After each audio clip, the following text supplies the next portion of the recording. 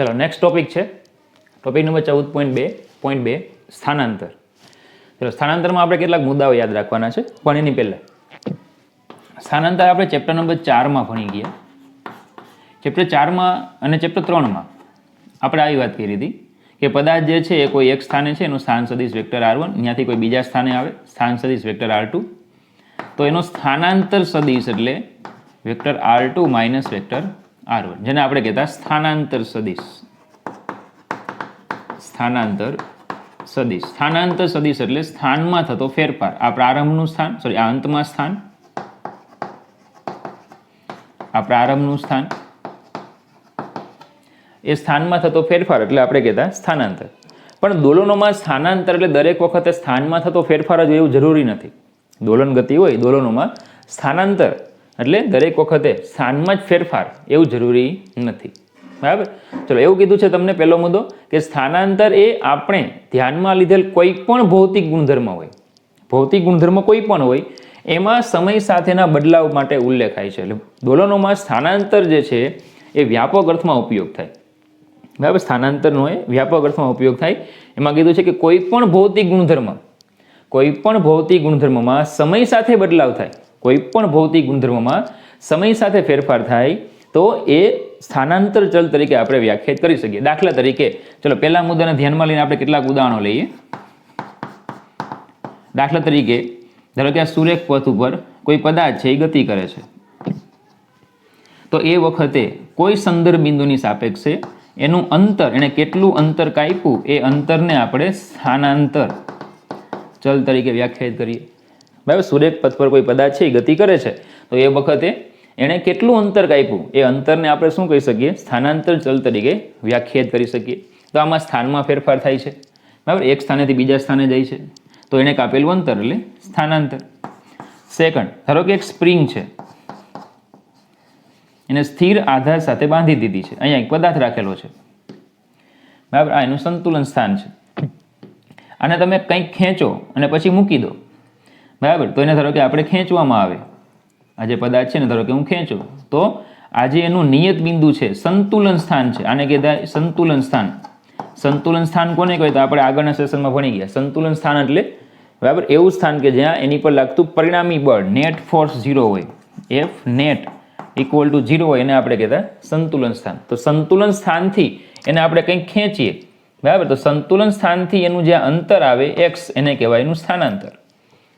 સંતુલન સ્થાનથી નામ ખેંચવામાં આવે તો એને જે બરાબર અંતર કાપ્યું, નિયત બિંદુ સંતુલન સ્થાનથી એનું જે અંતર આવે એને કહેવામાં આવે એનું સ્થાનાંતર. બરાબર. તો સમય સાથે એ જે પદાર્થ છે આમ દોલનો કરશે તો એનું શું બદલાશે? સ્થાન જે છે એ બદલાશે. તો આ કિસ્સામાં નિયત બિંદુ સંતુલન સ્થાનથી જે અંતર આવે એને કહેવામાં આવે સ્થાનાંતર ચલ. બરાબર. ચાલો સેમ એવું લઈએ. ધારો કે ત્રીજું ઉદાહરણ એક લઈએ કે ધારો કે લોલક છે.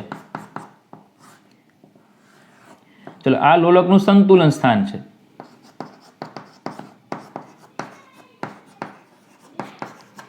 લોલક છે એનું આ સંતુલન સ્થાન છે. બરાબર. તો એને એના સંતુલન સ્થાનથી આપણે આમ સ્થાનાંતરિત કરીએ. સંતુલન સ્થાનથી આપણે શું કરીએ? એને સ્થાનાંતરિત કરીએ. બરાબર. તો એ હવે શું કરશે? દોલનો શરૂ કરશે. તો સમય સાથે શું બદલાશે? આ શિરોલંબ સાથેનો ખૂણો. તો અહીંયા જે આ ખૂણો છે, ખૂણો અથવા તો કોણ, બરાબર, એ શું છે? સ્થાનાંતર ચલ છે. આ જે ખૂણો છે એ ખૂણો શું છે? સ્થાનાંતર ચલ છે. ખબર પડે? એટલે કીધું કોઈ પણ ભૌતિક ગુણધર્મ હોય, પછી અંતર હોય કે પછી આ રીતે સંતુલન સ્થાનથી એનું અંતર હોય કે ખૂણો હોય, કોઈ પણ ભૌતિક ગુણધર્મમાં સમય સાથેના બદલાવ માટે આપણે સ્થાનાંતરને દોલનોમાં વ્યાખ્યાયિત કરીએ છીએ. પણ આ બધામાં છે ને સ્થાનની જ ખરેખર વાત છે. જો કે આનું સ્થાન બદલાય, આનું સ્થાન જે છે અહીંયાથી આમ થાય, આનું સ્થાન છે આમ બદલાય. બરાબર. પણ સ્થાનાંતરમાં જો બીજો મુદ્દો, સ્થાનાંતર પદને હંમેશા સ્થાનના સંદર્ભમાં જ લેવું જોઈએ તેવું નથી. ઘણા અન્ય પ્રકારના પણ સ્થાનાંતર ચલો હોય છે. સ્થાનાંતર માટે દરેક વખતે બરાબર દરેક વખતે સ્થાન જ તમે સંદર્ભમાં લ્યો એવું જરૂરી નથી. ઘણા અન્ય પ્રકારના પણ શું હોઈ શકે? સ્થાનાંતર ચલ હોઈ શકે. દાખલા તરીકે ચલો બીજા મુદ્દા માટેના કેટલાક ઉદાહરણો લઈએ. દાખલા તરીકે કેપેસિટર લઈએ. આને કેપેસિટર કહેવાય. બરાબર. દાખલા તરીકે પંખો હોય ને એમાં કેપેસિટર હોય, એક નળાકાર હોય, એ કેપેસિટર છે. બરાબર. તે કેપેસિટરને આપણે એસી ઉદ્ગમ સાથે જોઈન્ટ કરીએ. એસી વોલ્ટેજ કે એસી પ્રવાહ 10મા ધોરણમાં તમે ભણી ગયા, અલ્ટરનેટિંગ કરંટ. બરાબર. તો એ જે પ્રવાહ કે એ વોલ્ટેજ છે આ રીતે બદલાતો હોય, એ જે પ્રવાહ કે વોલ્ટેજ છે આ રીતે બદલાય છે. તો બદલાય છે કોણ આમાં? તો કે પ્રવાહ અથવા તો વોલ્ટેજ, એસી પ્રવાહ અથવા એસી વોલ્ટેજ કેપેસિટરની બે પ્લેટ વચ્ચે બદલાય છે. તો આમાં આ કિસ્સામાં વોલ્ટેજ કે પ્રવાહ એ આ કિસ્સામાં શું છે? સ્થાનાંતર ચલ છે. બરાબર. આ કિસ્સામાં વોલ્ટેજ બદલાય છે, પ્રવાહ બદલાય છે, તો એ શું છે? સ્થાનાંતર ચલ. બરાબર. ચલો, તો આ કિસ્સામાં જો સ્થાનની કોઈ વાત નથી, પણ શું બદલાય છે? વોલ્ટેજ બદલાય છે કે પ્રવાહ બદલાય છે, એ આ કિસ્સામાં શું રજૂ કરે છે? સ્થાનાંતર ચલ રજૂ કરે છે. બીજું ઉદાહરણ લઈ જો, દાખલા તરીકે ધ્વનિ તરંગો છે. ધ્વનિ તરંગો નામ સાંભળ્યું કોનું? ધ્વનિ તરંગોનું. ધ્વનિ તરંગો હું બોલું છું, તમે સાંભળો છો, એ કયા તરંગો? તો કે ધ્વનિ તરંગો. ધ્વનિ તરંગો છે એ માધ્યમમાં જ્યારે પ્રસરણ પામે, તો જો થોડું યાદ હોય તમને 9મું ધોરણ, તો સંઘનન અને વિઘનનથી પ્રસરણ પામે છે. ધ્વનિ તરંગો જે છે એ માધ્યમમાં પ્રસરણ પામે તો સંઘનન કે વિઘનનથી પ્રસરણ પામે છે. જ્યાં સંઘનન થાય ત્યાં સંઘ એટલે ભેગા થવું, કણો જે છે એ ભેગા થાય છે, નજીક આવે છે. વિઘનન એટલે વિઘ્ન એટલે કણો જે છે એ છૂટા પડે છે. કણો જે છે એ ભેગા થાય છે અથવા કણો છે એ શું થાય છે? છૂટા પડે છે. બરાબર. જ્યાં ભેગા થાય ને ત્યાં દબાણ વધે, જ્યાં છૂટા પડે ત્યાં દબાણ ઘટે. જ્યાં કણો ભેગા થાય ત્યાં દબાણ કેવું થાય? વધે. જ્યાં છૂટા પડે ત્યાં દબાણ કેવું થાય? ઘટે. તો આ કિસ્સામાં દબાણ જે છે, દબાણ એ સ્થાનાંતર ચલ છે. આ કિસ્સામાં દબાણ જે છે એ શું છે? સ્થાનાંતર ચલ છે. બરાબર. તો આ કિસ્સામાં પણ સ્થાનને લઈને કોઈ વાત નથી, પણ બદલાય છે શું? તો કે દબાણ. બરાબર. સંઘનન થાય, વિઘનન થાય, સમય સાથે દબાણ બદલાય, આથી દબાણને સ્થાનાંતર ચલ તરીકે વ્યાખ્યાયિત કરવામાં આવે. હજી એક ઉદાહરણ લઈએ. દાખલા તરીકે વિદ્યુત ચુંબકીય તરંગો. ચલો, આનું નામ સાંભળ્યું તમે? નો સાંભળ્યું હોય તો પ્રકાશના તરંગો એવું નામ સાંભળ્યું? પ્રકાશના તરંગો. પ્રકાશના તરંગો એટલે કે આ જે તરંગો આવે છે એ બધા કયા? પ્રકાશના તરંગો. તો પ્રકાશના તરંગો એટલે જ વિદ્યુત ચુંબકીય તરંગો. વિદ્યુત ચુંબકીય તરંગોમાં વિદ્યુત ક્ષેત્ર અને ચુંબકીય ક્ષેત્ર એની વાત હોય.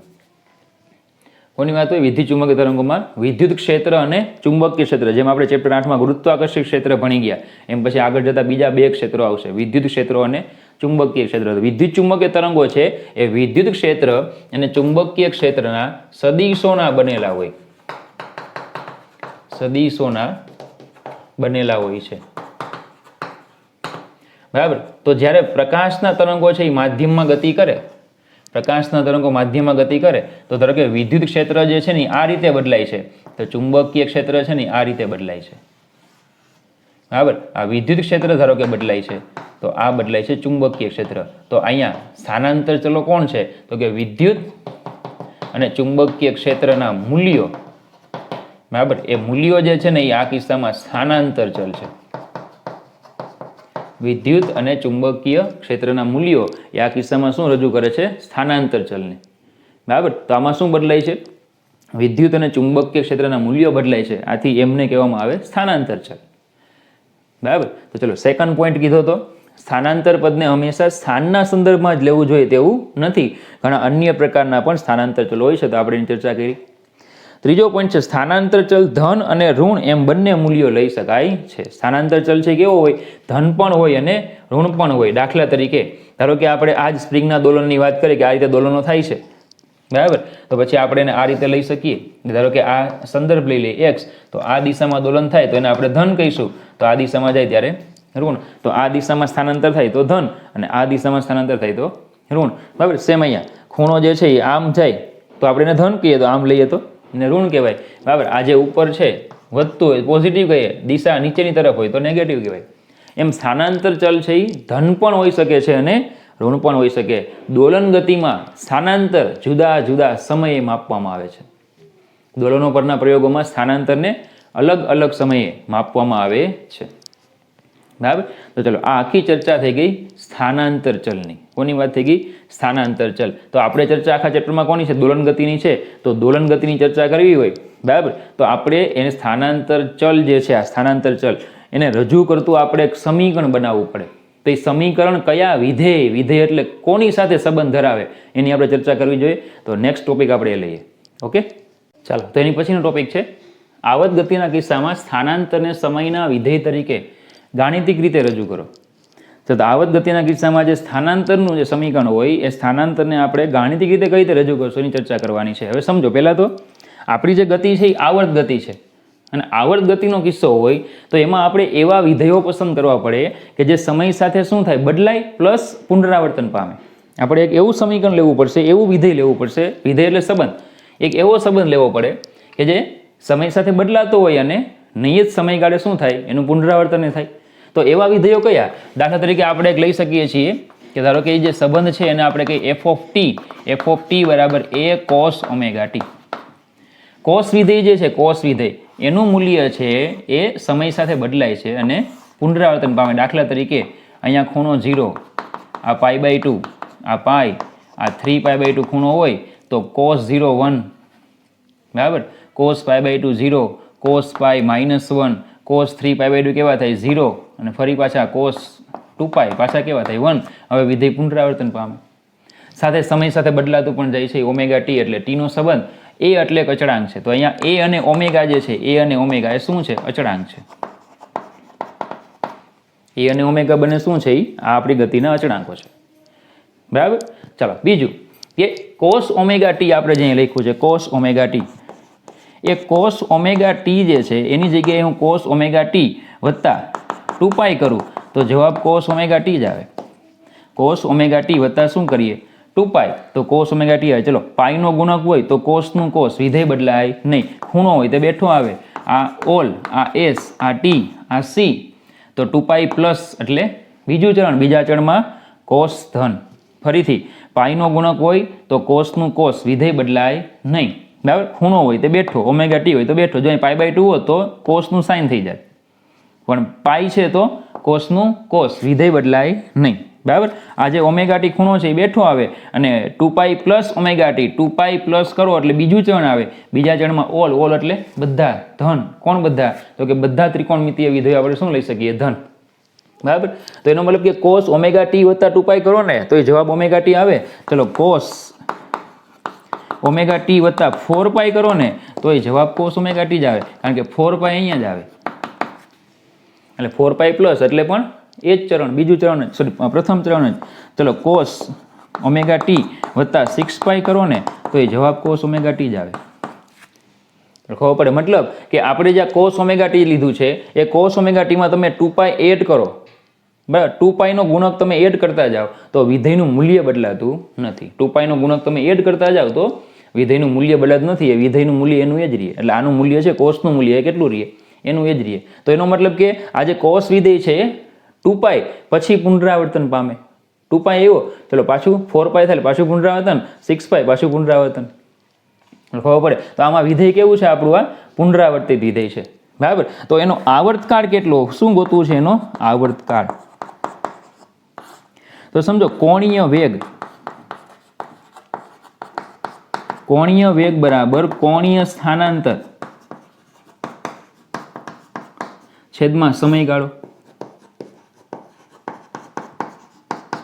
કોણીય વેગને હું ઓમેગા કહી દઉં. જો હું સમયગાળો ટી લઉં, ટી એટલે આવર્તકાળ, આવર્તકાળ એટલે એક ભ્રમણ. જો એક ભ્રમણ કરો ને એટલે ખૂણામાં 2π રેડિયન વધારો થાય. તો ઓમેગા બરાબર શું થાય, 2π/t. તો ટીને કરતા બનાવો, ટી બરાબર 2π/ઓમેગા. તો આ થઈ ગયું આવર્ત ગતિનું આવર્તકાળ, સમય. આટલા સમય પછી શું થાય, વિધેય છે એ પુનરાવર્તન પામે. ટી બરાબર 2π/ઓમેગા સમય પછી આ વિધેયનું શું થાય, પુનરાવર્તન થાય. બરાબર, ચાલો બીજી બાબત કે આજે આપણે લખાય એફ ઓફ ટી લખ્યા, કારણ કે અહીંયા ટી છે. બરાબર, આપણે લખ્યા એફ ઓફ ટી. એફ એટલે ફંક્શન, ફંક્શન એટલે વિધેય. જો આ ટીમાં હું ટી વત્તા કેપિટલ ટી એડ કરું તો પણ વિધેયનું મૂલ્ય બદલાતું નથી, એનું એ જ રહે. ધારો કે કોઈ સમયે, ધારો કે આપણો જે કંઈ દોલક છે, ધારો કે વર્તુળની ગતિ સાથે સરખામણી કરી, કે ધારો કે કોઈ ટી સમયે તે અહીંયા છે. હવે એમાં ટી તમે એડ કરો, કેપિટલ ટી એડ કરો, એનો મતલબ એવો થાય કે એક ભ્રમણ પૂરું કરે. આવર્તકાળ જેટલા સમયમાં શું કરે, એક ભ્રમણ પૂરું કરે. તો અહીંયાથી ગતિ સ્ટાર્ટ કરે, બોલો પાછો ત્યાંનો ત્યાં જ આવે. તો ટી સમયે ક્યાં હતો, અહીંયા. ટી પ્લસ કેપિટલ ટી સમયે ક્યાં આવ્યો, અહીંયા જ. મતલબ કે બે સરખા થાય. એફ ઓફ ટી અને F of T plus capital T બંને કેવા થાય? સરખા થાય. એટલે કે દોલક જે છે એ આ સમયમાં શું કરે? એક ભ્રમણ પૂરું કરીને પાછો ત્યાં આવી જાય. એટલે એફ ઓફ ટી અને F of T plus capital T બંને સરખા મૂલ્યો આવે. ચલો ખબર પડી? બરાબર. ચલો બીજું કે આપણે અહીંયા લખ્યું એફ ઓફ ટી બરાબર એ કોસ ઓમેગા ટી. તમને એમ થાય સર મારે આ નથી લેવું, તો તમે કોસ વાળું જે છે એ ન લ્યો તો તમે સાઇન વાળું લઈ શકો. એફ ઓફ ટી બરાબર એ સાઇન ઓમેગા ટી. તમારે કોસ વાળું ન લેવું, તમે સાઇન વાળું લઈ શકો. આ બધી ચર્ચા આપણે આમાં પણ સાઇનમાં પણ એપ્લાય કરી શકીએ છીએ. એનું પણ જે આ સાઇન વિધેય છે એ પણ 2π એમાં એડ કરતા જાઓ, એનું મૂલ્ય બદલાતું નથી અને એ પણ 2π/ω જેટલા સમયે પુનરાવર્તન પામે. દાખલા તરીકે સાઇન 0 0 થાય, સાઇન 0 કેવા 0, બરાબર. સાઇન π/2 1 થાય, સાઇન π 0 થાય, સાઇન 3π/2 -1 થાય અને ફરી પાછા શું થાય? અહીંયા 0. હવે શું થાય? પુનરાવર્તન પામે. તો આમ સાઇન અને કોસ બંને કેવા વિધેયો છે? પુનરાવર્તિત વિધેયો છે. જો તમને એમ થાય કે સર મારે આ નથી લેવું, તો તમારી બેનો સરવાળો લેવો પડે. એફ ઓફ ટી બરાબર એ સાઇન ઓમેગા ટી વત્તા બી કોસ ઓમેગા ટી, એનો સરવાળો લેવાય, જેને કહેવાય રેખીય સંયોજન. શું કહેવાય એને? રેખીય સંયોજન. આ થઈ ગયું રેખીય સંયોજન, બરાબર. જેને સંપાતીકરણ પણ કહેવાય. બે વિધેયોનું સંપાતીકરણ. સંપાતીકરણ એટલે કે સરવાળો એમ, એકબીજા પર સંપાતીય, સંપાતી એટલે કે ભેગા થયા એમ. તો એ સાઇન ઓમેગા ટી વત્તા બી કોસ ઓમેગા ટી. તમે આવું પણ લઈ શકો. આ બધી બાબતોની ચર્ચા આપણે આમાં પણ કરી શકીએ છીએ. પણ જો તમે આવું લેતા હો ને તો તમારે એક બાબત યાદ રાખવી પડે કે જ્યાં એ બરાબર, આ જે એ છે એ બરાબર, બરાબર, તમારે લખવું પડશે એ બરાબર ડી કોસ ફાઈ અને બી બરાબર ડી સાઇન ફાઈ. આ કન્ડિશન સાથે તમારે લેવું પડે. એ જે છે એ કેટલો હોય? ડી કોસ ફાઈ અને બી છે એ કેટલો હોય? D sine phi. આ કન્ડિશનો સાથે તમારે લેવું પડે, ખબર પડે, બરાબર. ચાલો તો પછી આ કિંમતો આમાં મૂકી દો તમે. તો એફ ઓફ ટી બરાબર, ચલો એની કિંમત મૂકો એટલે થાય D cos phi sine omega T વત્તા, ચલો બીની કિંમત મૂકો અહીંયા એટલે થાય D sine phi cos omega T. ચલો બંનેમાંથી ડી કોમન આવે તો આને આમ પણ લખી શકાય, sine omega t cos phi વત્તા cos omega t sine phi. Sine omega t cos phi વત્તા cos omega t sine phi. ચલો હવે અહીંયા આપણે કેટલાક ગાણિતિક કેટલાક સૂત્રો આપણે તૈયાર કરવાના છે, જે તમે બરાબર જેલવડી નીટમાં અથવા તો મેથ્સવાળા મેથ્સમાં ભણી ગયા હો. ત્રિકોણમિતિય કેટલાક સૂત્રો છે કે સાઇન આલ્ફા વત્તા બીટા બરાબર સાઇન આલ્ફા કોસ બીટા વત્તા કોસ આલ્ફા સાઇન બીટા. બીજું છે સાઇન આલ્ફા માઇનસ બીટા બરાબર sine alpha cos beta minus cos alpha sign beta. ત્રીજું છે કોસ આલ્ફા વત્તા બીટા બરાબર cos alpha cos beta minus sine alpha sign beta. ચોથું છે કોસ આલ્ફા માઇનસ બીટા બરાબર કોસ આલ્ફા કોસ બીટા વત્તા sine alpha sign beta. તો આટલા ત્રિકોણમિતિય સૂત્રો છે. બાયોલોજીવાળાએ આ ગોખવાના, તમને નીટમાં ત્રિકોણમિતિમાં બરાબર આ સૂત્રો કરાવ્યા હોય, બરાબર. અને મેથ્સવાળા છે ને તો આવી જ જાય છે. ઓકે, તો આ સૂત્રો તમારે યાદ રાખવાના છે. આ જેમ ફોર્મેટ છે એ પ્રમાણે યાદ રાખવાના. તો જો આ સૂત્ર આપણે એપ્લાય કરીએ તો આને હું આલ્ફા કહી દઉં તો આને બીટા કહેવાય, બરાબર. આ આલ્ફા થઈ ગયો તો આ બીટા થઈ ગયો. તો જો આને આલ્ફા કીધો, આ શું થઈ ગયો? બીટા. તો આ શું થઈ ગયું? સાઇન આલ્ફા કોસ બીટા વત્તા કોસ આલ્ફા સાઇન બીટા. જો આના જેવું સૂત્ર થઈ ગયું. સાઇન આલ્ફા કોસ બીટા વત્તા કોસ આલ્ફા સાઇન બીટા. તો શું લખાય? સાઇન આલ્ફા વત્તા બીટા. તો આ સૂત્ર જો અહીંયા એપ્લાય કરું તો એફ ઓફ ટી આપણું આ રીતે લખાશે એફ ઓફ ટી બરાબર ડી સાઇન આલ્ફા વત્તા બીટા. તો આલ્ફા એટલે ઓમેગા ટી એટલે લખાય સાઇન ઓમેગા ટી વત્તા ફાઈ.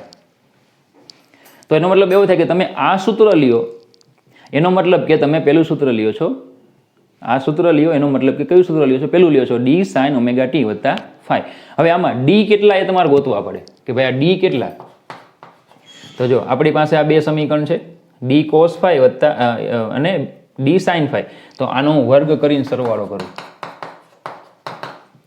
બોલો, વર્ગ કરીને સરવાળો કરો, એની કિંમત મૂકો એટલે d square cos square phi વત્તા d square sine square phi. જો આનો વર્ગ કરીને સરવાળો કરો એટલે d square cos square phi વત્તા d square sine square phi. ચલો, ડી સ્ક્વેર કોમન આવે, ડી સ્ક્વેર કોમન આવે તો લખાશે કોસ સ્ક્વેર ફાઈ વત્તા સાઇન સ્ક્વેર ફાઈ વત્તા સાઇન સ્ક્વેર ફાઈ. ચલો, કોસ સ્ક્વેર વત્તા સાઇન સ્ક્વેર બરાબર 1. તો a square plus b square બરાબર ડી સ્ક્વેર. તો ડી બરાબર અંડર રૂટ એ સ્ક્વેર પ્લસ બી સ્ક્વેર. તો આ ડીની કિંમત તમને મળી ગઈ. બીજું તમારે ગોતવું પડે ફાઈ કેટલા. તો ફાઈ માટે ચલો બી બાય એ કરો, બી બાય એ આના છેદમાં આ કરો એટલે આવશે ડી સાઇન ફાઈ ના છેદમાં d cos phi. B by a કરો, ડી સાઇન ફાઈ ના છેદમાં d cos phi. D d cancel થાય તો આ શું થઈ ગયા? Ten phi. સાઇન ફાઈ ના છેદમાં કોસ ફાઈ એટલે ટેન ફાઈ. તો ફાઈ બરાબર ટેન ઇનવર્સ બી બાય એ. ચલો, હવે આનો અર્થ એવો થાય કે જો તમે કોસ લ્યો તોય ચાલે, સાઇન લ્યો તોય ચાલે, બેનો સરવાળો લ્યો તોય ચાલે. પણ જો આ સરવાળો લ્યો તો એનો મતલબ કે આ કન્ડિશન છે કે આમાં એ એટલે ડી કોસ ફાઈ અને બી એટલે ડી સાઇન ફાઈ, અને આ બંને કિંમત આમાં મૂકો એટલે તમને નવું સમીકરણ મળી જાય ડી સાઇન ઓમેગા ટી વત્તા ફાઈ. અને એમાં ડી અને ફાઈ કેટલા તો એ આ કિંમતો પરથી મળે. આ સમીકરણમાં ડી એટલે અંડરરૂટ એ સ્ક્વેર વત્તા બી સ્ક્વેર અને ફાઈ એટલે tan inverse B by A. Tan છે ને આ બાજુ આવવા દો એટલે ટેન ઇનવર્સ થઈ જાય. બરાબર. તો ચલો, આવા સમીકરણો જે છે એનો ઉપયોગ આપણે આમાં સ્થાનાંતરમાં આપણે કરશું. તો દોલન ગતિમાં આપણા જે ગતિનું સમીકરણ છે એ આવું હોવું જોઈએ એમ. બરાબર. ચલો, બીજી એક વાત કે અહીંયા ઓમેગા છે, ઓમેગા. જો અહીંયા ઓમેગા હોય ને તો આવર્તકાળ કેટલો? 2 પાઈ બાય ઓમેગા. જો ઓમેગા હોય તો આવર્તકાળ કેટલો? 2 પાઈ બાય ઓમેગા. અહીંયા પણ ઓમેગા છે તો આવર્તકાળ કેટલો? 2 પાઈ બાય ઓમેગા. આ બંને જગ્યાએ ઓમેગા જ છે તો આવર્તકાળ કેટલો? 2 પાઈ બાય ઓમેગા. તો આ બધા વિધેયોમાં આવર્તકાળ કેટલો? 2 પાઈ બાય ઓમેગા. પણ ધારો કે અહીંયા ઓમેગા નથી, 2 ઓમેગા હોય. કેટલા હોય અહીંયા? 2 ઓમેગા હોય તો અહીંયા શું આવશે? 2 ઓમેગા આવશે. જો અહીંયા 2 ઓમેગા હોય તો અહીંયા શું આવે?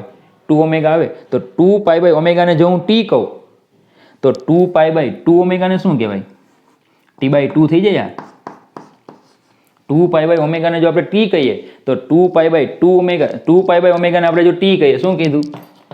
2 પાઈ બાય ઓમેગાને જો હું ટી કહી દઉં તો 2 પાઈ બાય 2 ઓમેગાને શું કહેવાય? બોલો, ટી બાય 2 કહેવાય. 2 પાઈ બાય ઓમેગાને જો હું ટી કહું તો 2 પાઈ બાય 2 ઓમેગાને શું કહેવાય? T by 2. કારણ કે 2 પાઈ બાય ઓમેગા એટલે શું થાય? ટી થાય. તો અહીંયા ટી મૂકી દો એટલે શું થઈ ગયું? T by 2. તો ટૂંકમાં આવૃત્તિ જો 2 ઓમેગા હોય, બમણી હોય તો આવર્તકાળ કેવો થાય? અડધો થાય. આપણે આગળ પણ ભણી ગયા છે આવું. આવૃત્તિ જો બમણી થાય તો આવર્તકાળ કેવો થાય? અડધો થાય. ચાલો, ખબર પડી? બરાબર. ચાલો, તો આમ આપણે બરાબર કોઈ પણ આવર્ત ગતિ હોય, કોઈ પણ આવર્ત ગતિ, કોઈ પણ આવર્ત ગતિમાં આવર્ત વિધેય જે છે, આવર્ત વિધેયને યોગ્ય સહગુણકો સાથે, યોગ્ય સહગુણકો સાથે આવર્ત વિધેય, આવર્ત વિધેય એટલે એફ ઓફ ટી, બધા એફ ઓફ ટી, અને આવર્ત વિધેયને યોગ્ય સહગુણકો સાથે વિવિધ આવર્તકાળ, વિવિધ આવર્તકાળના સાઇન કે કોસાઇન વિધેયોના સંપાતપણાના અથવા તો સંપાતપણા તરીકે વ્યક્ત કરી શકાય છે. આવર્ત વિધેય કોઈ પણ હોય, કોઈ પણ આવર્ત વિધેયને યોગ્ય સહગુણકો સાથે વિવિધ આવર્તકાળના સાઇન કે કોસાઇન વિધેયના સંપાતપણા તરીકે વ્યક્ત કરી શકાય છે. મતલબ કે તમને આ સમીકરણ એક લીધું, એમાં શું હતું? સાઇન અને કોસાઇનનું સંપાદીકરણ બે ભેગા હતા. યોગ્ય સહગુણક એટલે અહીંયા એ અને બી એ સહગુણક કહેવાય. અને બીજું શું કીધું? વિવિધ આવર્તકાળ. મતલબ કે જરૂર નથી કે અહીંયા ઓમેગા ને અહીંયા ઓમેગા જ હોય એમ. અહીંયા 2 ઓમેગા પણ હોઈ શકે, અહીંયા ઓમેગા હોય, અહીંયા ઓમેગા હોય, અહીંયા 2 ઓમેગા હોય, 2 ઓમેગા 3 ઓમેગા હોય, ઓમેગા કોઈ પણ હોય, કોઈ પણ ચાલે. બેયમાં ઓમેગા ઓમેગા સરખા જ હોય એવું બિલકુલ જરૂર નથી. ઓમેગા ગમે એટલો હોય ચાલે, ઓમેગા ગમે એવો હોય ચાલે, પણ યોગ્ય સહગુણક સાથે સાઇન અને કોસાઇન વિધેયનું શું થાય? સંપાતીકરણ થાય. બરાબર. તો આ થઈ ગઈ આખી ગાણિતિક રજૂઆત. આ ગાણિતિક રજૂઆત જે છે, ગાણિતિક રજૂઆત બરાબર એ ફ્રેન્ચ ગણિત શાસ્ત્રી, ફ્રેન્ચ ગણિત શાસ્ત્રી બરાબર. જીન બાપ્ટિસ્ટ, બરાબર, બાપ્ટિસ્ટ જોસેફ ફોરિયર નામના વૈજ્ઞાનિકે કઈ રીતે, બહુ જોરદાર નામ છે એનું, બરાબર. બેઝિકલી આપણે એવું હોય કે સરનેમ હોય, પછી નામ હોય, પછી બાપાનું નામ હોય. હવે આમાં 4 વસ્તુ છે એમ. જીન બાપ્ટિસ્ટ જોસેફ ફોરિયર. ફોરિયરનું નામ છે એ મને પાકી ખબર છે, પણ સરનેમ શું એને બાપાનું નામ કંઈ ખબર નહીં હોય, હશે કાંઈક. તો પણ આપણે નામ યાદ રાખવાનું છે. ગાણિતિક રજૂઆત બધી કોણે કરી? ફ્રેન્ચ ગણિતશાસ્ત્રી જીન બાપ્ટિસ્ટ જોસેફ ફોરિયર નામના વૈજ્ઞાનિકે આખું મેથેમેટિક્સ આપ્યું એને, બરાબર. તો ચલો, આવર્ત ગતિના કિસ્સામાં સ્થાનાંતરને સમયના વિધેય તરીકે આપણે આ રીતે વ્યાખ્યાયિત કરી શકીએ અને આ રીતે આપણે રજૂ કરી શકીએ, બરાબર. તો ચલો, આ વિધેય રજૂ થઈ ગયું. તો હવે આપણે લઈશું કે સ્થાનાંતરને કઈ રીતે રજૂ કરાય. હવે ખરેખર ઓરિજિનલ સ્થાનાંતરના સમીકરણ તરફ જઈએ. ઓકે, ચાલો નેક્સ્ટ ટોપિક છે, ટોપિક નંબર 14.3, સરળ આવર્ત ગતિ. પેલો ક્વેશ્ચન છે, કેવી આવર્ત ગતિને સરળ આવર્ત ગતિ કહેવાય? તે સ્થાનાંતરનું સમય આધારિત સમીકરણ જણાવી તેની પ્રમાણભૂત સંજ્ઞાઓ જણાવો. એમ કે કેવી ગતિને સરળ આવર્ત ગતિ કહેવાય એ આપણે સ્થાનાંતરનું સમીકરણ લખીને કહેવાનું છે અને એની જે પ્રમાણભૂત સંજ્ઞાઓ છે એ સંજ્ઞાઓના નામ આપવાના છે. ચલો, પહેલાં તો ધારો કે કોઈ પદાર્થ છે, એ ધારો કે આ એક્સ અક્ષ લઈ લઈએ અને માઇનસ એક્સ અક્ષ કહી દઈએ, આ ઉગમ બિંદુ કહી દઈએ, બરાબર, મધ્યમાન સ્થાન. ધારો કે દોલક છે એ દોલનો કરે છે, તો મહત્તમ અહીંયા સુધી જાય છે અને હું પ્લસે કહી દઉં, ત્યાંથી પાછો આવે છે, પાછો આ બાજુ જાય છે અને હું માઇનસે કહી દઉં. આ મહત્તમ સ્થાનાંતર છે, એમ કે ભાઈ આ દિશામાં મહત્તમ આટલું સ્થાનાંતર, આ દિશામાં મહત્તમ આટલું સ્થાનાંતર, એટલે કે મહત્તમ સ્થાનાંતર. તો આવી ગતિ એ સરળ આવર્ત ગતિ ક્યારે કહેવાય? તો કે એ ગતિનું સમીકરણ x of t equal to a sin, માફ કરજો, x of t equal to a cos omega t plus phi પ્રકારનું હોય. આ ગતિ એ સરળ આવર્ત ગતિ ત્યારે જ બને કે જો એનું સમીકરણ, બરાબર, એ x of t equal to a cos omega t plus phi હોય. આપણે આગળ હમણાં એક સમીકરણ ભણી ગયા, બરાબર, કે f of t equal to d cos omega t plus phi. કયું સમીકરણ ભણી ગયા આપણે હમણાં આગળ? ડી કોસ લખી શકો અથવા તો સાઇન લખી શકો. તો આપણે સમીકરણમાં લીધું છે કોસ. આગળ જે આપણે ભણી ગયા એમાં આપણે હતું sine omega T plus phi. તો આપણે સમીકરણ કયું લીધું છે? કોસ. કેમ આ જ સમીકરણ લીધું કોસવાળું? તો એની ચર્ચા આપણે આગળના ટોપિકમાં કરશું, ત્યારે હું તમને કહીશ. અહીં પ્રશ્ન ચિહ્ન રાખું છું અત્યારે, બરાબર. કોસવાળું સમીકરણ જ કેમ, તો ચર્ચા આપણે આગળના સેશનમાં કરશું. તો ચલો, એક્સ ઓફ ટી સમીકરણ a cos omega T plus phi. તો જે ગતિઓ, જે દોલકો આ સમીકરણનું પાલન કરે એને કહેવામાં આવે સરળ આવર્ત દોલક, અને જે ગતિ આ સમીકરણ પ્રમાણે થાય એને કહેવાય સરળ આવર્ત ગતિ. ટૂંકમાં કોઈ પણ ગતિ જે છે, કોઈ પણ ગતિ એ સરળ આવર્ત ગતિ નથી. આવર્ત ગતિ હોઈ શકે, આવર્ત ગતિ એટલે નિયમિત સમયમાં પુનરાવર્તન પામે, એટલે આવર્ત ગતિ હોય, પણ સરળ આવર્ત ક્યારે કહેવાય? કે એ આ સમીકરણનું પાલન કરે તો જ શું કહેવાય? સરળ આવર્ત કહેવાય. નકર બધી ગતિઓ શું કહેવાય? આવર્ત કહી શકો પણ સરળ આવર્ત કહેવાય નહીં. સરળ આવર્ત તો જ કહેવાય જો આ સમીકરણનું પાલન થાય. ઓકે, ચલો, આમાં x ઓફ t, જ્યાં x ઓફ t બરાબર t સમયે દોલકનું સ્થાનાંતર, બરાબર, એને કહેવાય દોલકનો કંપ વિસ્તાર. એ શું છે તો હમણાં ચર્ચા આપણે આગળ કરશું જ.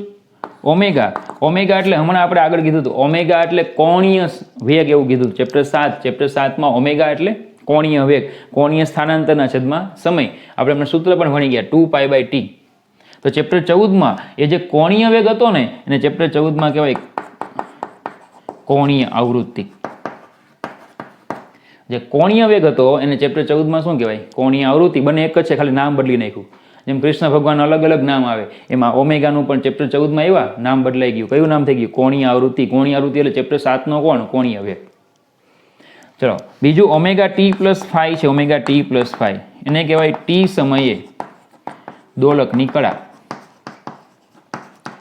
કળા એટલે ખૂણો. કળા એટલે શું? ખૂણો. આ ખૂણો છે ને, કોષની અંદર અહીંયા શું હોય? ખૂણો હોય. તો આને શું કહેવાય? કળા. જેને આપણે અત્યાર સુધી ખૂણો કહેતા કે નહીં, એનું નવું નામ શું છે હવે? કળા. દોલનના કિસ્સામાં, તરંગના કિસ્સામાં એને કળા કહેવામાં આવે, બરાબર. દોલનના કે તરંગના કિસ્સામાં શું કહેવાય? એને કળા. ચલો, તો ઓમેગા ટી પ્લસ ફાઈ ને કહેવાય ટી સમયે દોલકની કળા. ચલો,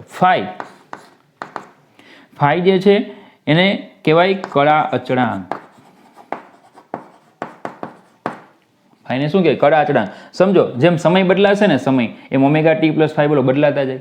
જેમ સમય બદલાય તેમ ઓમેગા ટી પ્લસ ફાઈ બદલાય, પણ એ બદલાય તો આ પદ ને, આ તો અચળ રહે. તો આ કળામાં આ અચળ છે, આથી આને કીધું કળા અચળાંક.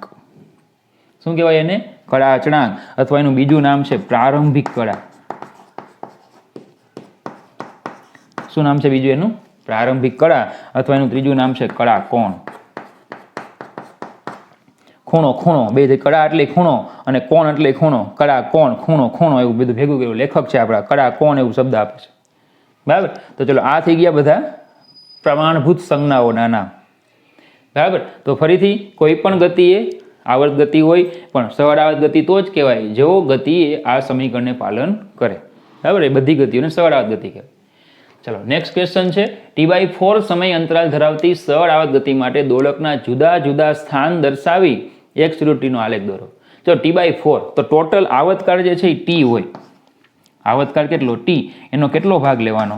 T/4. તો T/4 એવા સમયના અંતરાલ લેવાના. એમાં દોલક ક્યાં છે ને એ આપણે દોરવાનું. તો ચલો પહેલા એનું ચિત્ર દોરીએ.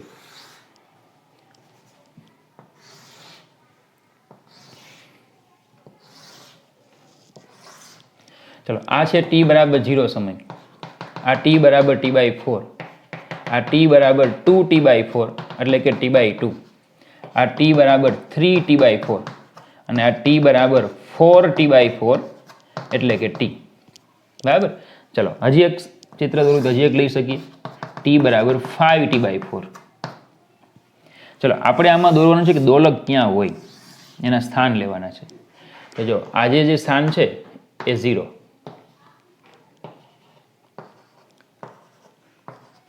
અહીંયા જે છે એ પ્લસ છે,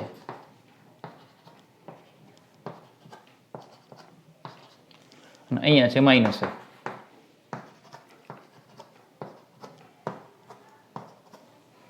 ચલો તો દોલક અહીંયાથી ગતિની શરૂઆત એટલે પ્રારંભમાં અહીંયા છે.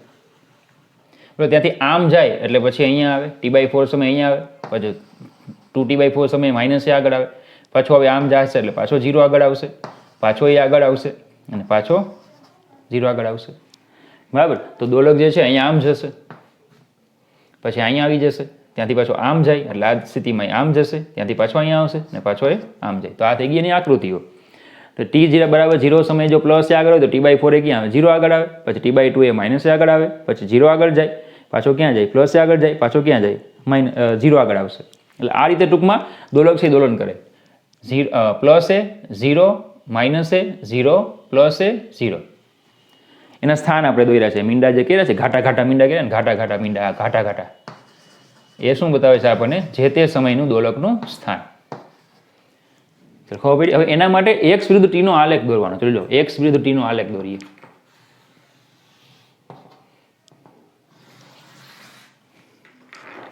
ચલો અહીંયા x ઓફ t, આ 0, તો આ પ્લસ છે, આ માઇનસ છે. તો પહેલાં તો લિમિટ બાંધી દેવી પડે, કારણ કે દોલક જે છે એ આપણો આટલામાં જ, આટલા વિભાગમાં જ દોલનો કરે છે. એટલે આ લિમિટ બાંધી હતી આપણે. આ છે સમય t. દોલક જે છે એ આટલા એરિયામાં જ દોલનો કરે, એટલે આ આપણે લિમિટ બાંધી હતી. ચલો હવે આ 0 છે, ચલો આ T/4, આ 2T/4, આ 3T/4, આ 4T/4, આ 5T/4. બરાબર. તો ચલો પહેલાં 0 સમય ક્યાં હતો? એ આગળ હતો એટલે પ્લસ છે, પછી ક્યાં આવ્યો? 0 આગળ એટલે 0, પછી માઇનસ એ આગળ, પાછું 0 આગળ, પાછો પ્લસ એ આગળ, પાછો 0 આગળ. તો આને શું કરવાના? જોઈન્ટ કરી દેવાના.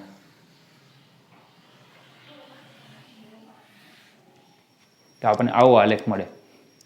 બરાબર. પહેલાં શું કરવાનું? પહેલાં લિમિટ બાંધી દેવાની, પ્લસ એથી માઇનસ લિમિટ બાંધી દેવાની. તો પહેલાં દોલક ક્યાં હતો? પ્લસ એ 0, માઇનસ એ 0, પ્લસ એ 0. ચિત્ર દોરી દેવાનું, આલેખ થઈ ગયો તૈયાર. ચલો આવડી જાય દોરતા? ખબર પડી? તો આ 2 ક્વેશ્ચન થયા. બરાબર. એક તો સ્થાનાંતરનું સમીકરણ અને એની આ બધી પ્રમાણભૂત સંજ્ઞાઓ છે એના નામ, અને T/4 સમય દોલકના જુદા જુદા સ્થાન અને એનો આલેખ. ઓકે. ચલો આટલું આ પ્રશ્નમાં આપણને આપ્યું છે. તો હવે આપણે ડિટેલમાં ચર્ચા કરશું એ, ઓમેગા અને ફાઈ વિશે. બરાબર. એ, ઓમેગા અને ફાઈ એને આ જે દોલક જે છે, બરાબર, એની ચલ રાશિઓ, એના જે અચળાંકો છે એને પ્રાંચલો કહેવામાં આવે. બરાબર. એ, ઓમેગા અને ફાઈ એ શું છે? દોલકની દોલન ગતિના પ્રાંચલો. એ, ઓમેગા અને ફાઈને કહેવામાં આવે પ્રાંચલ. બરાબર. જે ત્રણેય દોલક એટલે કે દોલન ગતિની લાક્ષણિકતા રજૂ કરે છે, લાક્ષણિકતા. એટલે આના વિશે આપણે ડિટેલમાં ચર્ચા કરવી પડે. એ ઓમેગા અને ફાઈ જે પ્રાંચલો છે એના વિશે શું કરવું પડે? ડિટેલમાં આપણે ચર્ચા કરવી પડે. ઓકે, ચલો નેક્સ્ટ ટોપિક છે તરંગની લાક્ષણિકતાને રજૂ કરતી રાશિઓ સમજાવો. તો ચલો આપણે હમણાં કીધું કે તરંગની લાક્ષણિકતાને રજૂ કરતી રાશિઓ 3 છે, એ ઓમેગા અને ફાઈ. આ 3 રાશિઓ જે છે એ તરંગની લાક્ષણિકતાઓને રજૂ કરે છે, બરાબર. ચલો એમાં પહેલી છે કંપ વિસ્તાર.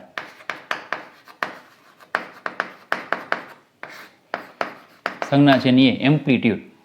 ચલો આપણે હમણાં એ વાત કરી ધારો કે આ એક્સ અક્ષ છે, આ મધ્યમાન સ્થાન છે. દોલક જે છે એ મહત્તમ અહીંયા સુધી જાય, ત્યાંથી પાછો આવતો, સેમ અહીંયા મેક્સિમમ આટલે સુધી જાય, ત્યાંથી પાછો આવે. તો કંપ વિસ્તાર એટલે દોલકનું મહત્તમ સ્થાનાંતર. કંપ વિસ્તાર એટલે શું? દોલકનું મહત્તમ સ્થાનાંતર. કોઈ એક તરફનું મહત્તમ સ્થાનાંતર એને કહેવામાં આવે કંપ વિસ્તાર. ચલો આપણું જે સમીકરણ હતું એ સમીકરણ આવું હતું, x ઓફ t બરાબર a cos omega t plus phi. મતલબ કે કોસ સાથે શું થાય? સ્થાનાંતર બદલાય. મતલબ કે કોસ જે છે, કોસનું મહત્તમ મૂલ્ય 1 હોય અને કોસનું મિનિમમ મૂલ્ય -1 આવે. કોસ જે છે ને મહત્તમ મૂલ્ય કેટલું હોય? 1, અને કોસનું મિનિમમ મૂલ્ય કેટલું આવે? -1 આવે. તો પછી એનો મતલબ એવો થાય કે જ્યારે આ કોસ જે છે ને એ 1 હશે ને 1, ત્યારે એક્સ જે છે ને એક્સ એ બોલો પ્લસ એ હશે, અને કોસ જ્યારે -1 હશે ને ત્યારે એક્સ ઓફ ટી જે છે એ માઇનસ એ હશે, બરાબર. કોસ જ્યારે 1 હશે ત્યારે આ એક્સ ઓફ ટી કેટલા હશે? એ, અને કોસ -1 હશે ત્યારે એક્સ ઓફ ટી કેટલા હશે? માઇનસ એ. તો એનો મતલબ કે સ્થાનાંતર જે છે એ પ્લસ એ અને માઇનસ એની વચ્ચે બદલાય. દોલકનું સ્થાનાંતર જે છે એ પ્લસ એ અને માઇનસ એની વચ્ચે શું થાય? બદલાય છે. પ્લસ એ અને માઇનસ એની વચ્ચે શું થાય? સ્થાનાંતર બદલાય. એટલે દોલક જે છે એ રીતે દોલનો કરે છે, બરાબર. ચલો હવે આપણે આલેખ દોરીએ. આલેખમાં આપણે બરાબર ઓમેગા અને ફાઈ જે છે ને એ સમાન રાખશું, પણ એ જે છે ને એ આપણે અલગ રાખશું. એવા આપણે 2 આલેખો દોરશું. ઓમેગા અને ફાઈ કેવા રાખવાના? સમાન, પણ એ કેવા રાખવાના? અલગ. તો એના માટે આપણે એક્સ વિરુદ્ધ ટીના આલેખ દોરશું. તો હમણાં આપણે એક્સ વિરુદ્ધ ટીનો આલેખ જે ભણી ગયા, બરાબર, એવી રીતે આપણે આલેખ દોરશું. ચલો પહેલાં આપણે એ અને માઇનસ એ. ચલો એના માટે આપણે હમણાં આવું ભણી ગયા. જો એનો આલેખ બેઠો દોરી દેવાનો, બરાબર.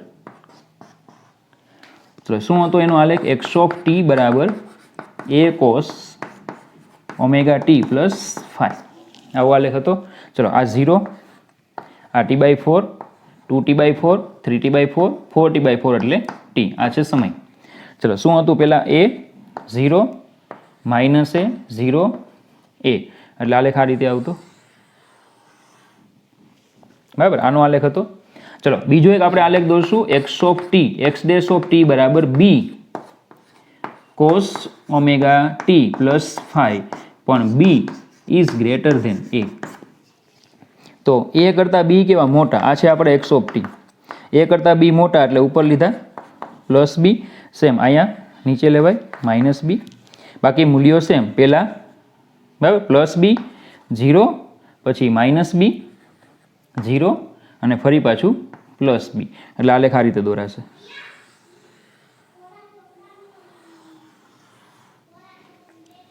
બરાબર. તો કંપ વિસ્તાર કેવો? અલગ અલગ. ભાઈ આનો કંપ વિસ્તાર છે, બીજો જે છે બીજો એનો કંપ વિસ્તાર મોટો છે, તો એ કરતાં મોટો એટલે બોલો અહીંયા ઉપર આવે અને અહીંયા ઉપર આવે. બાકી ઓમેગા અને ફાઈ સેમ હતા. ઓમેગા સેમ મતલબ કે આ મહત્તમ ત્યારે આ મહત્તમ, 2 મહત્તમ. આ 0 ત્યારે બીજો 0, અહીંયા મહત્તમ તો 2 મહત્તમ, પાછા 0 ને પાછા 2 મહત્તમ, એટલે ઓમેગા સમાન. મતલબ કે આનું એનું એક દોલન થાય તો બીનું પણ એક જ દોલન થાય. એનું એક દોલન થાય તો બીનું પણ દોલન એક જ થાય. એટલે કંપ વિસ્તાર કેવા છે? સોરી, ઓમેગા કેવા છે? સમાન. પણ ફાઈ પણ સમાન. ફાઈ એટલે શું કહેવાય કીધું? પ્રારંભિક કળા. તો જો બંને એક સાથે શરૂઆત કરે છે કે નહીં? બંને પ્લસ એથી એક સાથે શરૂઆત કરે તો પ્રારંભિક કળા પણ બંનેની કેવી છે? સમાન. પણ અલગ અલગ શું છે? માત્ર ને માત્ર કંપ વિસ્તાર. એટલે આ થોડુંક ઉપરથી શરૂ થાય, અહીંયા થોડુંક નીચે સુધી જાય, બરાબર. ચલો આ થઈ ગઈ પહેલી લાક્ષણિકતા કંપ વિસ્તારની. ચલો સેકન્ડ આપણે લઈશું, બરાબર. પેલી કંપ વિસ્તાર. ચલો સેકન્ડ આપણે લઈએ કળા, થીટા. ફાઈ એ પ્રારંભિક કળા. કળાની ચર્ચા કરશું એટલે એમાં ફાઈ આવી જ જશે. ચલો કળા શું છે? કળા એની વાત કરીએ તો કળા જે છે એ આપણે હમણાં કીધું કે ભાઈ કળા જે છે એ, બરાબર, એ દોલક જે છે એમાં જે કોસ અંદરનું જે પદ આવતું કોસની અંદર ઓમેગા ટી પ્લસ ફાઈ, એને આપણે શું કહેતા કળા, તો આ જે થીટા છે ને કહેવાય ઓમેગા ટી પ્લસ ફાઈ. હવે સમજો એ જે છે એ જો અચળ હોય, દોલકનો કંપ વિસ્તાર જો અચળ હોય તો થીટા ઉપરથી બરાબર દોલનની ગતિની અવસ્થા ખબર પડે, ગતિની અવસ્થા જાણી શકાય. દોલન ગતિમાં જો એ જે છે એ જો અચળ હોય, કંપ વિસ્તાર દોલકનો કેવો હોય અચળ હોય, તો થીટા ઉપરથી આપણે ગતિની અવસ્થા જાણી શકીએ. ગતિની અવસ્થા એટલે બે બાબતો વિશે આપણને ખ્યાલ આવે. એક ખ્યાલ આવશે એનું સ્થાન અને એક ખ્યાલ આવશે એનો વેગ. એક શેના આવશે ખ્યાલ આવશે એનો સ્થાન અને બીજો ખ્યાલ આવશે એનો વેગ. બરાબર, તો ગતિની અવસ્થા વિશે આપણને ખ્યાલ આવે. ગતિની અવસ્થા એટલે બે બાબતો, એક એનું સ્થાન અને બીજો એનો વેગ. બરાબર, દાખલા તરીકે સમજો થીટા જો તમને ખબર હોય, થીટા કંપ વિસ્તાર તો આપણને ખબર જ છે. જો થીટા આપણને ખબર તો થીટા અહીંયા મૂકી દો, બોલો એક્સ મળી જાય કે નહીં? એ ખબર છે, થીટા મૂકો એટલે એક્સ મળી જાય, સ્થાન મળી ગયું. સેમ એ જ રીતે આગળ જતા વેગના સમીકરણ આવશે, એમાં પણ તમે થીટા મૂકી દો એટલે વેગ મળી જાય.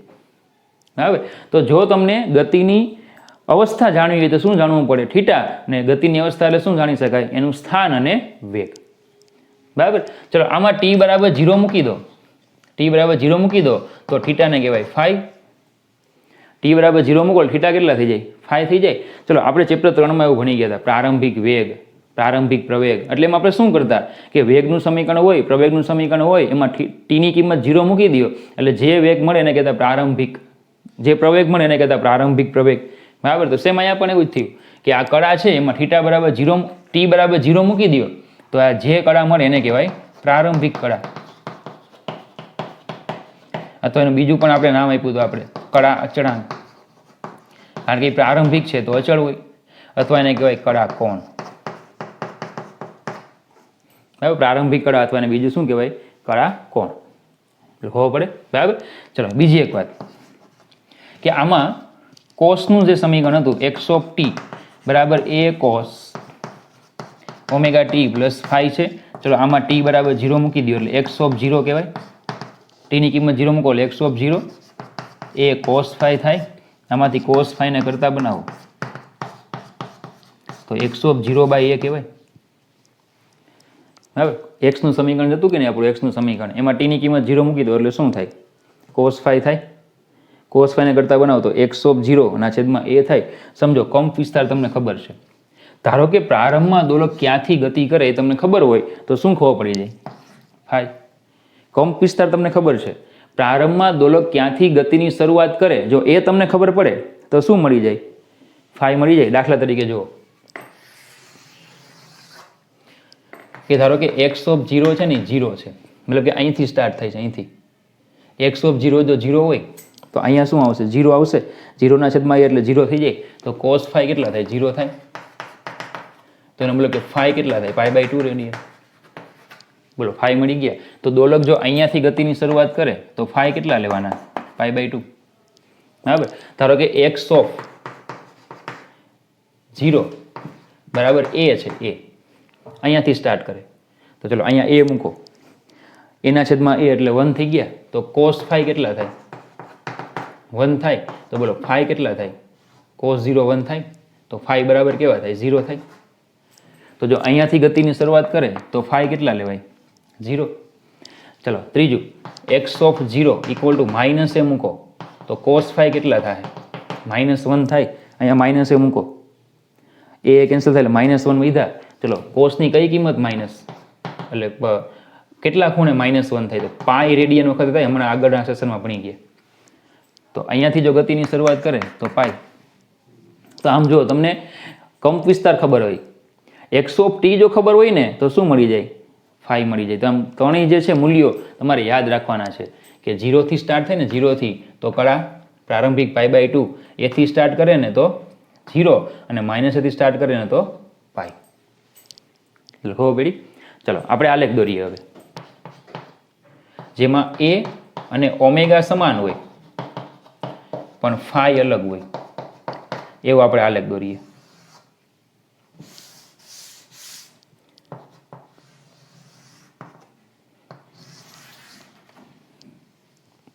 ચલો આ એક્સ ઓફ ટી, આ 0, આ પ્લસ છે, આ માઇનસ છે, આ 0, આ t/2, sorry t/4, 2t/4, 3t/4, 4t/4 એટલે કે ટી. બરાબર. ચલો પહેલાં આપણે જે રેગ્યુલર આલેખ છે તે તો કે પ્લસ છે 0, માઇનસ છે 0, પ્લસ છે.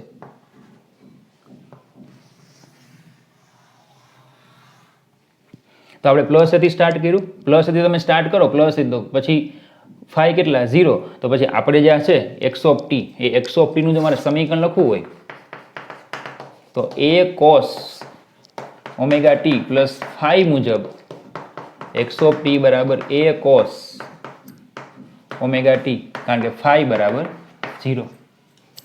જો પ્લસથી સ્ટાર્ટ કર્યું ને, પ્લસથી સ્ટાર્ટ કરો તો ફાઈ કેટલા હોય 0 હોય, તો આપણે આ સમીકરણમાં શું કરીએ 0, તો એનો મતલબ કે આપણે આ જે આલેખ દોર્યો ને એમાં ફાઈ છે ને 0 હતા, ફાઈ કેવા હતા 0. બરાબર. થોડુંક આપણે અપગ્રેડ થઈ આવી. ચલો હવે ફાઈ અલગ એટલે શરૂઆત છે એ અલગ સ્થાનેથી કરે, પણ એ અને ઓમેગા સેમ. બરાબર. શરૂઆત છે એ ક્યાંથી કરે, એક અલગ સ્થાનથી કરશે, એટલે બંનેનું પ્રારંભ જે છે એ સમાન નથી, પ્રારંભ સમાન નથી, પણ કંપ વિસ્તાર સમાન. બરાબર. ચલો બીજું સમીકરણ લઈએ, એક્સ ડેશ ઓફ ટી બરાબર a cos omega T minus π/4 law, phi બરાબર માઇનસ π/4, એ કોસ ઓમેગા ટી માઇનસ π/4 એટલે ફાઈ બરાબર માઇનસ π/4 માટે આપણે શું કરીએ, ચિત્ર દોરીએ. ચલો હવે માઇનસ π/4 એનો મતલબ કે ઓમેગા ટી માંથી આટલા બાદ થયા તો આની કળા કેવી ઓછી, આની કળા કેવી ઓછી, બાદ થાય ને. પહેલાની કળા કેટલી ઓમેગા ટી, એમાંથી આપણે શું કર્યા π/4 બાદ કર્યા એટલે કળા ઘટે ઓછી, કળા કેવી ઓછી. હવે જો અહીંયા હોય ને અહીંયા તો આની કરતાં અહીંયા કંપ વિસ્તારે કળા કેટલી 0, તો આની કરતાં ઓછી એનો મતલબ કે અહીંયા હોય. બરાબર. એક જો ગતિની શરૂઆત અહીંયાથી કરે તો બીજો ગતિની શરૂઆત અહીંયાથી કરે. બરાબર. આ જે છે હવે આમ જશે તો આ પહેલાં આમ જાય પછી આમ જાય. ફરીથી જો અહીંયાથી ગતિની શરૂઆત કરે તો આ અહીંથી પહેલાં આમ જાય કે નહીં ડાયરેક્ટ, પણ પહેલો છે કે ગતિની શરૂઆત ક્યાંથી કરે, અહીંથી કરશે તો પહેલાં આમ જશે પછી આમ જાય. મતલબ કે જો એનો આલેખ દોરો હોય ને તો હું અહીંયાથી સ્ટાર્ટ કરું તો એ આમ મહત્તમ થાય પછી આમ જાય, આવો આપણને આલેખ મળે. આ બંને વચ્ચે ડિફરન્સ જે છે આ એ ડિફરન્સ હોય π/4 નો. કળા ઓછી ને ઓછી એટલે જો પહેલાં આ મહત્તમ છે પછી આ થાય, આ 0 થાય પછી આ થાય, આ મહત્તમ થાય પછી આ થાય, આ 0 થાય પછી આ થાય, આ મહત્તમ થાય પછી આ મહત્તમ થાય. કળા ઓછી એનો મતલબ કે પછી. બરાબર. જો કળા વધારે હોત ને તો આલેખ છે ને અહીંયાથી આમ દોરાત, અહીંયાથી આમ. હવે આ કેમ આપણે આગળ દોર્યો એની જગ્યાએ કેવો દોરાય, પાછળ દોરાય. તો આમાં ઓમેગા અને એ બંને કેવા સેમ, પણ આગળ આલેખ કેવો થાય થોડો આમ આગળ શિફ્ટ થઈ ગયો, આગળ કેવો થયો શિફ્ટ થઈ ગયો, કારણ કે ફાઈ એના અલગ છે, અલગ અલગ સ્થાન છે. એટલે પેલો શું થાય આલેખનું ચિત્ર એનું એ જ, પણ થોડો આગળ તરફ શિફ્ટ થાય. બરાબર. તો ચલો આ બે લાક્ષણિકતાઓની આપણે ચર્ચા કરી. કઈ લાક્ષણિકતા, કંપ વિસ્તાર અને કળા. તો એના વિશે સંપૂર્ણ માહિતી આવી ગઈ. પેલી કળાઓ છે તમારે યાદ રાખવાની કે 0 થી સ્ટાર્ટ થાય તો π/2, a થી સ્ટાર્ટ થાય તો 0 અને માઇનસ થી સ્ટાર્ટ થાય તો પાઈ. એ પ્રમાણે આપણને પ્રારંભિક કળાઓ મળે તો MCQમાં એમાં શું થાય એનો ઉપયોગ થશે કે પ્રારંભિક કળાઓ આટલી છે. બરાબર. ચલો નેક્સ્ટ ચલ રાશિ છે કોણીય આવૃત્તિ ઓમેગા. ચલો આપણે હમણાં આગળ એક્સનું સમીકરણ ભણી ગયા, એક્સ ઓફ ટી બરાબર a cos omega T plus phi. ચલો આમાં ટી બરાબર 0 મૂકી દો, સોરી માફ કરજો, ફાઈ બરાબર 0 મૂકી દો, પ્રારંભ જે છે એને 0 કહી દો, તો એક્સ ઓફ ટી બરાબર એ કોસ ઓમેગા ટી આવે. ચલો આગળની થિયરીમાં આપણે એવું ભણી ગયા હતા કે એફ ઓફ ટી અને F of T plus capital T બંને સમાન થાય, તો એનો મતલબ એવો થાય કે એક્સ ઓફ ટી અને x of T plus capital T બંને સમાન થાય. એક્સ ઓફ ટી એટલે ટી સમય સ્થાન અને x of T plus capital T એટલે ટી સમય, કેપિટલ ટી સમય પછી, એટલે કે એક ભ્રમણ પૂરું કરીને પછી પાછો ત્યાં આવે. બરાબર. તો એક્સ ઓફ ટી એટલે આવું લખાય એ cos omega T.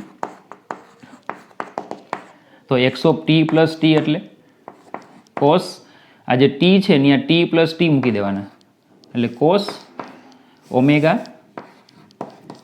T plus T. ચલો એ કેન્સલ થાય, કોસ ઓમેગા ટી વત્તા 2π પણ લખાય, એ પણ આપણે આગળ ભણી ગયા કે કોસ ઓમેગા ટી છે એમાં 2π 4π 6π તમે એડ કરો, વિધેયનું મૂલ્ય બદલાતું નથી. તો કોસ ઓમેગા ટી વત્તા 2π બરાબર કોસ ઓમેગા ટી વત્તા ઓમેગા કેપિટલ ટી, ઓમેગાને ગુણી દીધા. ચલો મૂલ્યો સરખા, એનો મતલબ કે બંને ખૂણા પણ સરખા હોય, તો આવું લખાય ઓમેગા ટી વત્તા 2π બરાબર ઓમેગા ટી વત્તા ઓમેગા કેપિટલ ટી, મતલબ કે કોસ કોસ કેન્સલ, આ કેન્સલ થાય. તો ઓમેગા ટી બરાબર 2π, તો ઓમેગા બરાબર 2π/t. તો જેવું સમીકરણ આપણે આગળ લાવ્યા હતા કોણીય વેગ એટલે કોણીય સ્થાનાંતરના છેદમાં સમય, એ જ સમીકરણ આપણને પાછું અહીંયા મળે. આ ઓમેગાને કહેવાય દોલકની કોણીય આવૃત્તિ, દોલકની કોણીય આવૃત્તિ. ચલો બીજું આપણે એવું ભણી ગયા કે 1/t એટલે f, આવૃત્તિ અને આવતકાળ વચ્ચેનો સંબંધ 1/t એટલે f, તો 1/t એટલે f કરો તો ઓમેગા બરાબર 2πf. આ f ને કહેવાય દોલકની આવૃત્તિ, આ 2π ને કહેવાય ગણા, અને ઓમેગાને કહેવાય કોણીય આવૃત્તિ. તો એમ કહેવાય કે આવૃત્તિના 2π ગણા એટલે કોણીય આવૃત્તિ, દોલકની આવૃત્તિના 2π ગણા એટલે દોલકની કોણીય આવૃત્તિ, દોલકની આવૃત્તિના 2π ગણાને કહેવાય દોલકની કોણીય આવૃત્તિ. બરાબર. ચાલો આલેખ દોરીએ કે જેમાં a અને phi સમાન હોય પણ ઓમેગા અલગ હોય. જોજો હવે આવૃત્તિ અલગ રાખવાની.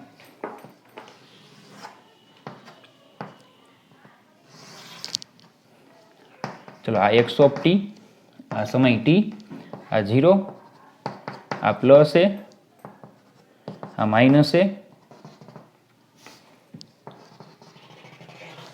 એટલે આ લિમિટ થઈ ગઈ આલેખની.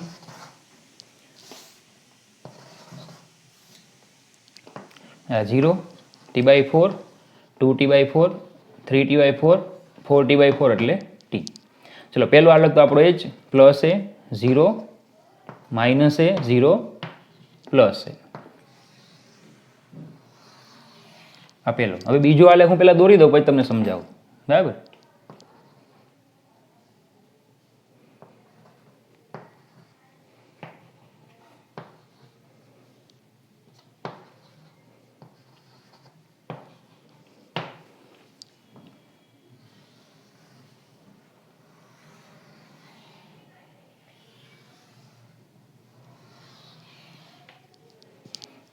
ચલો બે આલેખ થઈ ગયા.